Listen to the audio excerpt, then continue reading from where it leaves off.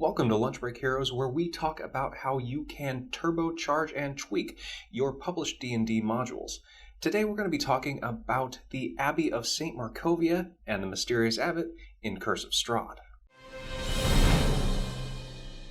400 feet above the village of Krezk stands the stone facade of the Abbey of St. Markovia, with the looming mists of the Barovian border standing close behind. It is within the darkened halls of the abbey that the Abbot and the Mongrelfolk make their home. This has got to be one of my favorite set pieces of the entire module. The abbey is a symbol of the decaying and corrupting effect of Barovia, the Dark Powers, and of Strahd himself. And the Abbot is just such a fun character to play. He's really creepy, he's very weird, and he's just so not human. This guy is so deep in the uncanny valley that not even the blue fairy could turn him into a real boy. He operates on a completely alien morality spectrum that we call blue and orange morality. That's in contrast to our black and white morality that you and I know as human beings. This makes his decisions and his thought processes completely unknowable to us. They are absolutely foreign, they have no basis in any of our judgment systems, and so the players can't really understand him, and he comes off as just obliviously evil in his actions and his intent. So when you're playing the Abbot, go ahead and use that alien nature to your advantage and make him seem as strange as possible.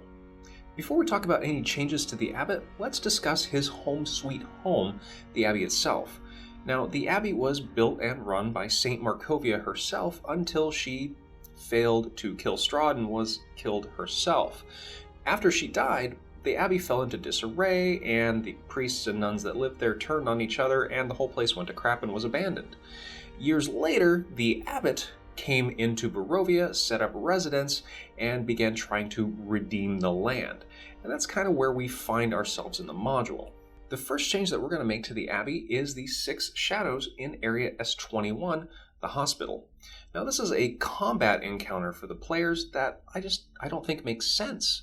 There are a whole bunch of people living and running around the Abbey at any given time. You've got the Abbot himself, you've got the Mongrelfolk, you've got Esmeralda more recently. I don't think it makes sense to have this encounter just sitting there waiting for the players. So instead, let's go ahead and nix the combat altogether.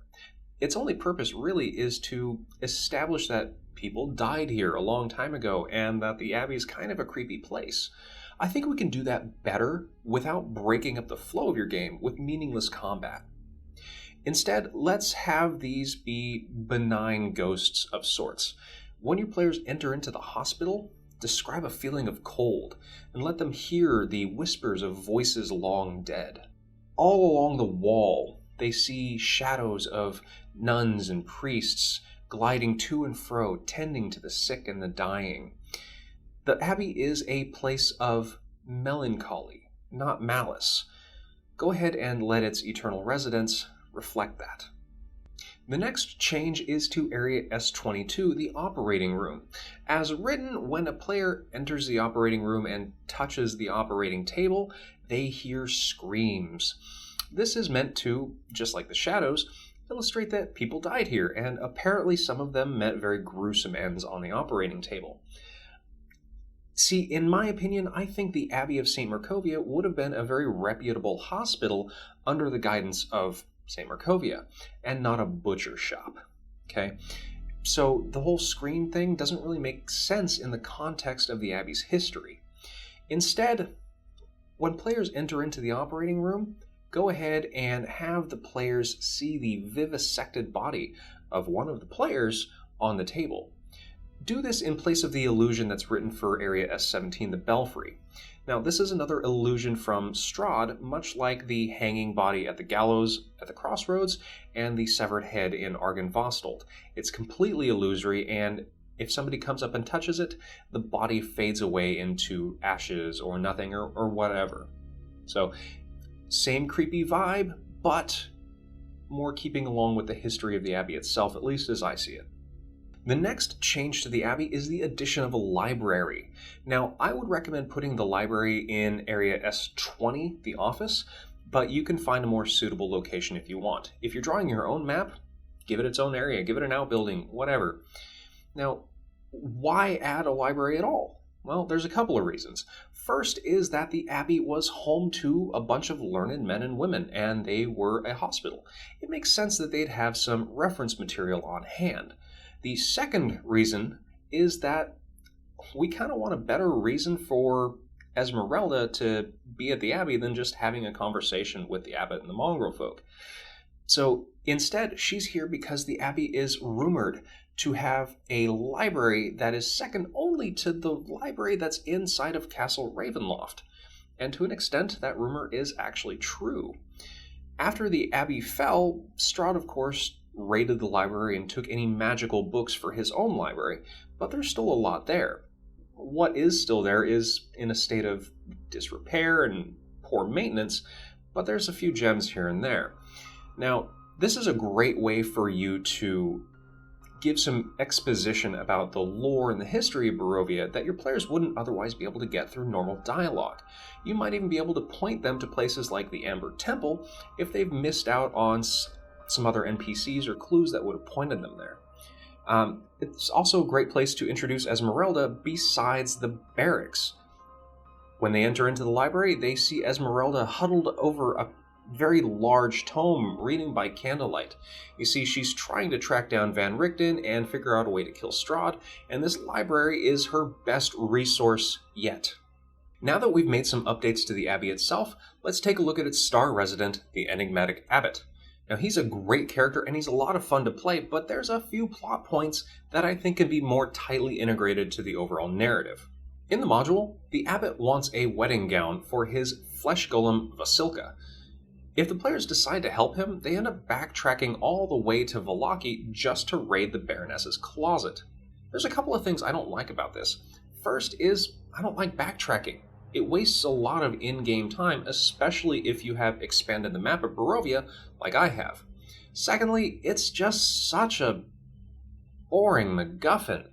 Not that there's anything inherently wrong with fetch quests and MacGuffins, I just think we can do a little better here.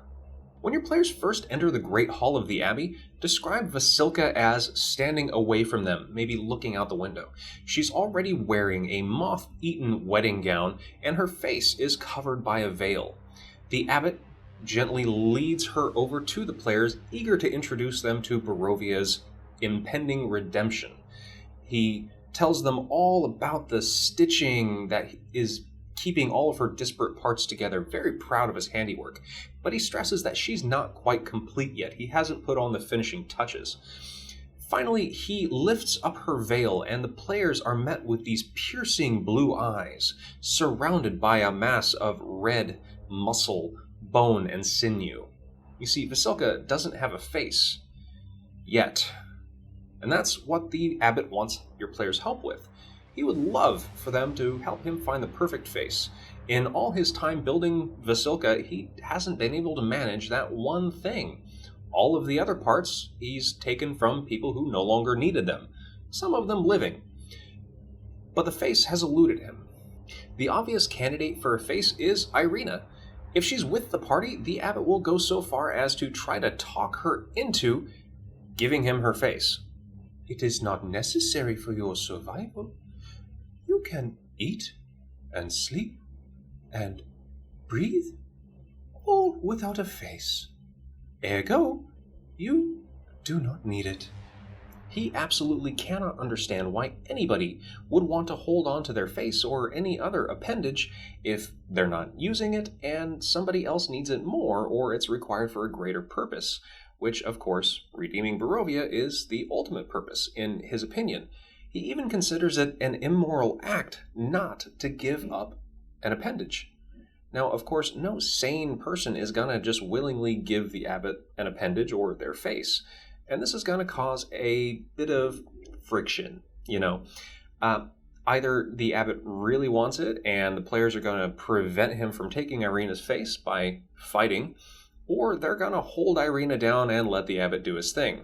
I don't know what your players are going to do, but when they do it, let me know what they do down in the comments below. In any case, whatever they choose to do, it's going to make the situation a whole lot more interesting than just being an episode of Say Yes to the Dress, Barovia edition. The next thing that we're going to change with the Abbot is his relation to the residents of the Abbey. Now, in the module, all of the residents are of the Bellevue family. This was a family of inbred lepers who originally came to the Abbot requesting to be cured. Well, the Abbot couldn't quite cure them, so he got some help from the Amber Temple to make some, modifications to the family. And the family wanted more. They wanted to be more than human, and so they ended up becoming the cursed Mongrelfolk that they are today. Now, in terms of narrative, this isn't bad. This is actually pretty good, but it reeks of victim blaming. And I think we can tone that down a little bit. And it also kind of obscures the darkness of the land of Barovia and the dark powers themselves. So let's go ahead and absolve the Bellevues a bit, rope in some additional innocent victims, and pin it all on the dark powers. As you know from the introduction of the module, magic can work a little bit differently here in the Demiplane of Dread. We're going to use that to our advantage in the downfall of the Abbot and the creation of the Abbey's original residents. Instead of a family of inbred lepers, the residents of the Abbey were originally just people who came seeking healing. When the Abbot first arrived in Barovia, he began offering his healing services, and that brought people to him from far and wide. And it was all great for a little while, but then the dark powers decided to get involved for their own entertainment. They twisted his healing powers. When a person came to get their blindness fixed by the Abbot, well, they came away with the eyes of a lemur. When they had a leg that was broken, well, instead of a leg of a human, they walked away with the leg of a lion or a horse. At first, the Abbot was a little bit dismayed, but he eventually came to accept this as the will of his god. These people were healed, after all, and they were, in respects, better. They could see better, run faster, jump higher. It was all good. Never mind the fact that they all went insane and had to be locked away for their own good. Eventually, people stopped coming to the Abbey for healing. Those that went in tended not to come back out again. But there were enough victims in the darkened halls of the Abbey to create a society. They bred and passed their genes on from one generation to the next, deepening their madness every time. Their screams and howls echoed into the night, fueling the rumors and fears of the villagers of Krezk. The monstrous inhabitants of the Abbey aren't there because of their vanity. They are victims, trapped in a prison not of their own making by choices that were not their own. They are wholly unfit for the world outside the walls, and the world outside the walls is not ready for them. So, knowing this, what do your players do?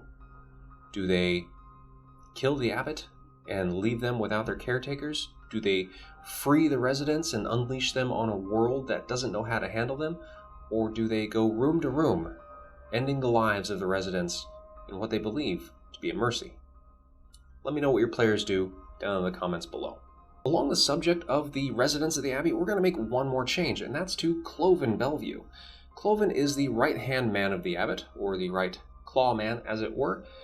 He's the two-headed Mongrelfolk that runs around the Abbey, passing out food to the other residents, and he plays music in the belfry when he's got some spare time. If your players end up in combat with the Abbot, Cloven's going to join the fight.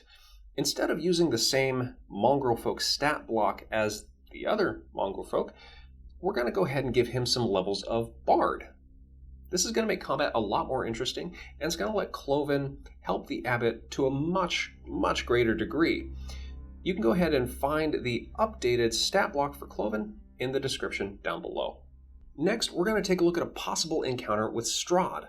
Now, I say possible because this really hinges on the players sticking around long enough to meet him. Strahd is due at the Abbey within the week to take a look at Vasilka. Now, as written, Strahd has absolutely no interest in any flesh golem that the Abbot creates. He simply wants to string the Abbot along and get him to do more and more acts of depravity. If Strahd shows up and Vasilka doesn't have a face, the Abbot is apologetic. He promises to find a face in due time, but wants to present what he has in the meantime. Strahd then promptly destroys Vasilka, tearing her limb from limb, and tells the abbot to try again, this time with fresher parts. However, if Strahd shows up and Vasilka has Irina's face, oh boy. He flies into a fit of rage that is unparalleled.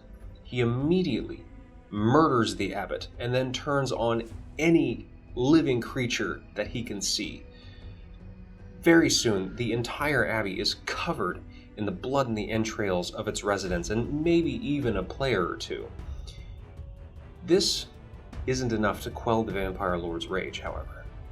At that point, he summons a rainstorm like none other, and it begins to soak the abbey and the hillside that it stands on. After 1d4 hours, the soil gives way on the hillside, and down falls the abbey. The hillside, the landslide actually, covers a good portion of the village of Krezk, wiping out families and farms and a significant chunk of the livestock. The destruction of the abbey and the massive landslide leaves the village of Krezk and the remaining players to figure out how to gather enough food to survive the coming winter months. Will the players rise to the challenge, or will they flee the town? If your players do decide to stick around, there's a rumor that the nearby Fidetov Manor has enough provisions to get Krezk through the winter. But there's a catch, as always. Can your players find the manor, convince its owner, Marilena Fidetov, to take pity, and can they break the curse that holds the manor in its grip? There's one way to find out.